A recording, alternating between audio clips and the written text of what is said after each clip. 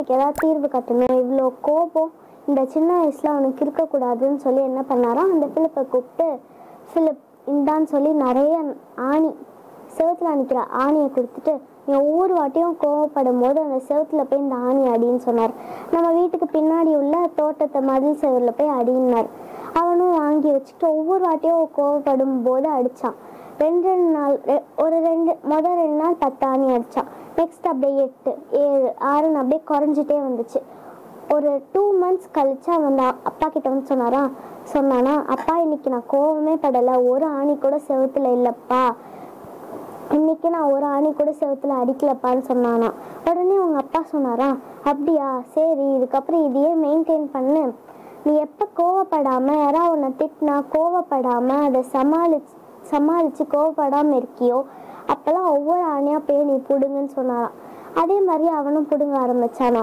ஒரு 2 வீக்ஸ்லேயே எல்லா ஆணையும் பிடுங்கிட்டு அவன் அப்பா கிட்ட வந்து சொன்னானா, அப்பா நான் எல்லா ஆணையுமே பிடுங்கிட்டேன், ஒரு ஆணி கூட செவத்துல இல்லைன்னு சொன்னானா. உடனே அவங்க அப்பா அவனை அந்த மதில் செவரு கூப்பிட்டு போய் காமிச்சாரா. என்னது இதுன்னு காமிச்சார். அப்பா ஃபுல்லாக செவரெல்லாம் உடஞ்சி கிராக் விட்டு ஒரு மாதிரி அழுக்காக இருக்குப்பான்னு சொன்னானா. இங்கே பார்த்தியா, இதே மாதிரி தான் உன்னோட கோபமும், நீ கோவப்பட்டு சொல்கிற ஒவ்வொரு வார்த்தையும் இதே மாதிரி தான் மற்றவங்க மனசில் போய் ஒரு காயமாக பதிஞ்சிடும். இங்கே பார், நீ ஒவ்வொரு அடித்த ஆணியுமே நீ எடுத்துட்ட, ஆனாலும் எவ்வளோ அது ஒரு மாதிரி உடஞ்சி போய் இருக்கு பாரு, இது உன்னால் திரும்ப சரி பண்ண முடியுமா? முடியாது. அதனால திரும்பவுமே நீ என்ன பண்ணணும், மற்றவங்க கிட்ட நல்லா பேசணும். நீ இத்தனை நாள் கோவப்பட்டு பேசினது முடிஞ்சிடுச்சு, இதுக்கப்புறம் நீ எல்லார்கிட்டையும் பண்பாக பேசி மாற்றிக்கணும். கோபம் ரொம்பவே தப்பான விஷயம், எல்லார்கிட்டையும் பண்பாகவும் பணிவாகவும் நடந்துக்கணும், கோபத்தை கட்டுப்படுத்த கற்றுக்கணும்னு சொல்லி அவங்க அப்பா சொன்னாராம். பைபிளில் கூட ஒரு வசனம் இருக்குது, மனுஷருடைய கோபம் தேவனுடைய நீதியை நடப்பிக்க மாட்டாது. யாக்கோபு 1:20.